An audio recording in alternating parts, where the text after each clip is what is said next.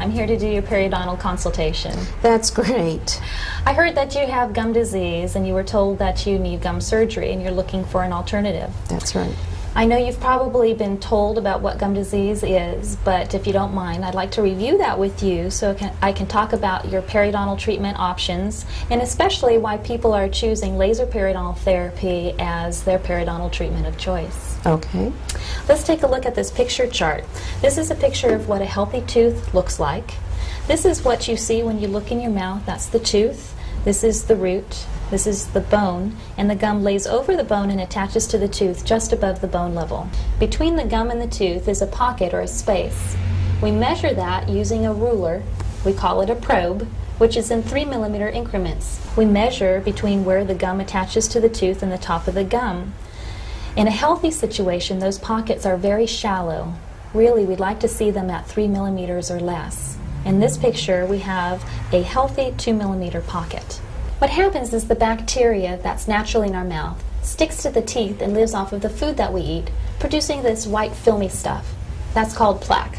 Plaque is soft, we can brush it and floss it away, but we're only human and we're going to miss some of it.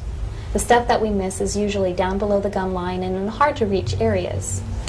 What happens is the bacteria that live inside of the plaque irritate the gums and the gums get a little bit puffy or inflamed, and what we have is some surface inflammation. This is called gingivitis. Most people have some inflammation or gingivitis going on somewhere, if not everywhere, in their mouth by the time 6 months rolls around since their last cleaning. That's why we recommend that people with gingivitis get their teeth cleaned twice a year. What happens if plaque sits there for long enough, eventually it turns hard into barnacles of calculus or tartar, same thing. Now the bacteria that live inside those barnacles will eventually destroy the attachment between the gum and the tooth, opening up a deeper than normal space or pocket. In this picture we see a 5 millimeter pocket, allowing the bacteria to then start attacking the bone too. When we have attachment loss and bone loss, this is called periodontitis. This is no longer a surface problem, it's a problem going on down below the gum line, deep below the surface. And so a regular surface cleaning really doesn't do the trick. It's just the tip of the iceberg. Now the problem with deep pockets is they're harder to keep clean than the shallow pockets are. In this picture we have a 6 millimeter pocket and more bone loss. Now the issue here is if we have a 6 millimeter pocket and the gum started up here, and we have 2 millimeters of damage at the surface, we really have about 8 millimeters of attachment loss. The reason why the gums recede is that this very inflamed tissue is easily damaged when you chew and brush your teeth. In this picture, we have an 8 millimeter pocket, a lot of bone loss, and a whole lot of recession here. Recession is very common for patients who have gum disease, but it doesn't always occur. The big concern with periodontitis is as the pocket gets deeper and you lose more bone around the tooth can actually become loose and you can lose a tooth or teeth as a result of the disease. Let's take a look at this picture while we're talking about some of your treatment options for periodontal disease. Basically, we have 3. Conventional periodontal treatment includes scaling and root planing, otherwise known as deep cleaning, osteosurgery, otherwise known as gum surgery, and laser periodontal therapy, otherwise known as LANAP, or laser-assisted new attachment procedure, the first and only university-researched and FDA-approved laser periodontal treatment, requiring a specific laser and patented protocol to achieve it. Okay. Let's start with scaling and root planing. Basically, with scaling and root planing, it is a deep, aggressive cleaning. You're numb during the procedure so that we can get down to the bottom of the pocket and do a real thorough job cleaning the tooth. Now, the problem is that we have very limited access to get down to the bottom of the pocket, and we can't see down there, so we're basically working by braille. So we're likely going to miss some of the calculus, especially in the deeper pockets. Even in conjunction with the use of medication, we don't expect to see a strong fibrous reconnection or any bone improvement. If after scaling and root planing a deep pocket persists, the next conventional treatment option is to do gum surgery. Basically, if we still have a 6 millimeter pocket and we cut the gum here and take this piece away, we've left about a 2 millimeter pocket behind. The goal of gum surgery is to create shallow pockets with the hope that we can slow the progression of the disease process. Basically, it's the intentional reduction of the height of the gum, which doesn't look pretty and leaves the root sensitive to temperature and more prone to getting cavities. The problem with periodontitis is that most people don't find the treatment options appealing. And unfortunately, there is no cure. Even the laser isn't a magic wand. Like diabetes and high blood pressure, we can get you to a healthy level, but then we need to work to maintain you there with regular and frequent cleanings. Once a periodontal patient, always a periodontal patient.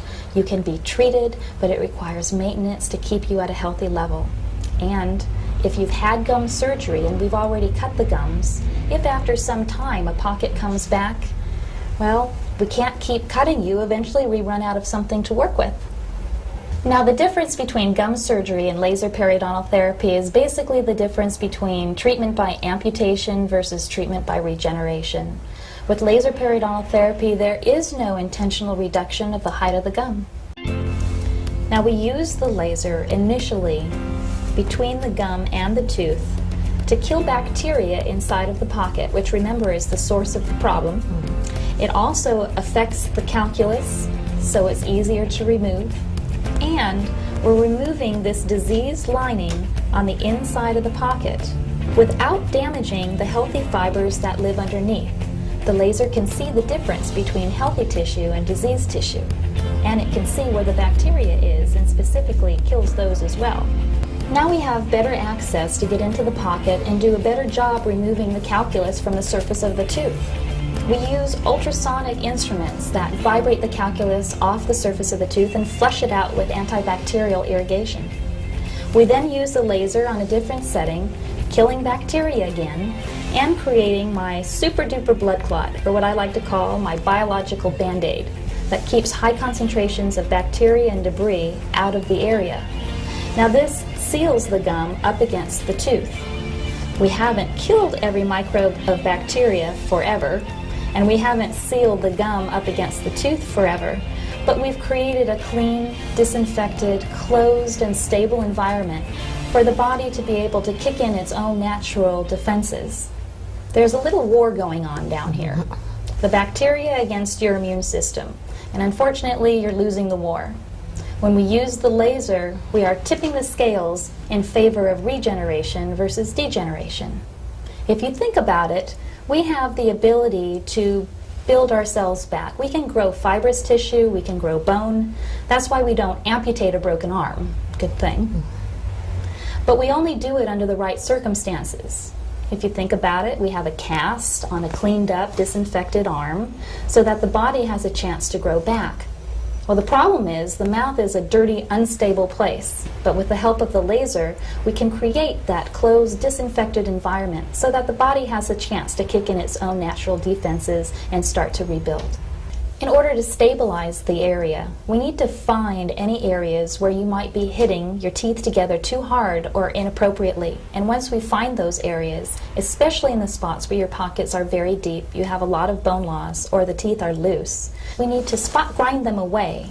Then we leave the area alone. We don't want to mechanically disturb the area, don't want you to chew on it. You're on a soft food diet for about a week, and we want you to follow special cleaning instructions. Now, you're not on a soft diet because you won't feel like chewing over there. We just don't want you to disturb the area. Now, we don't go back in here and reprobe the area for about 9 to 12 months after the treatment is done. That doesn't mean we're not seeing you during that period of time. After everything is done, we'd like to see you back a month after for surface cleaning and to reevaluate the healing. And then it is the recommendation, standard recommendation for periodontal patients, that you have your teeth cleaned every 3 months to keep yourself healthy and maintained. It's the best insurance policy that you could give yourself, because we don't want to have plaque and calculus and the bacteria that live inside it start to destroy these new attachments that are starting to form in the pocket. They are more easily destroyed than what you had when your teeth and your gums were healthy. Now, we can't grow everything back that you had before, but we are consistently finding new fibrous attachment and improvement in bone quality, if not quantity. We just can't guarantee how much and where. We do routinely see pocket depths reduced by about half. And by comparison with conventional periodontal treatment, we see patients with less pain, bleeding, swelling, less reduction of the tissue height, less downtime, less recovery time, and a much greater overall patient satisfaction, and if I might add, much greater doctor satisfaction, providing a very effective and wonderful treatment to the many patients who need it. Do you treat the whole mouth at once? We can treat the whole mouth at once, or we can treat you in halves, where we treat the right side, and then quickly thereafter treat the left side, and a week after that make sure everything is healing well. A month after everything is done, we want to see you for a surface cleaning and to make sure that everything is healing properly. And then you're here for your regular 3-month cleanings indefinitely to make sure things are under control. Is this going to hurt? Well, during the procedure you're numb, so you're not going to have any pain. After the procedure is done, you'll feel like, yeah, I had work done today, but you're not in agonizing pain. Usually an over-the-counter pain medication will keep you comfortable. Certainly, by comparison to conventional gum surgery, patients are surprised and very pleased. Are some people more prone to get gum disease? Yes, even though the direct cause of periodontitis is a bacterial infection, how you react to the presence of that bacteria is influenced by many other factors. There's a strong hereditary link to periodontitis. It may run in your family. Things like overall health, nutrition, stress levels, smoking, history of dental care or lack thereof, all play a part in how you respond to periodontal disease. Does this cost more than regular gum surgery? Typically, no. The costs are about comparable to conventional gum surgery, sometimes even less, considering that oftentimes scaling and root planing needs to be done prior to gum surgery and needs to be paid for, whereas with laser periodontal therapy, we don't require scaling and root planing to be done first. Does my insurance cover any of this? Typically, we can get some insurance benefits towards this procedure. We'll just have to look at the details of your plan and we'll let you know. My gums don't bleed, my breath doesn't smell, and I can smile without embarrassment. My teeth have never felt better. Your laser surgery put me on the fast track to a better life of healthy teeth.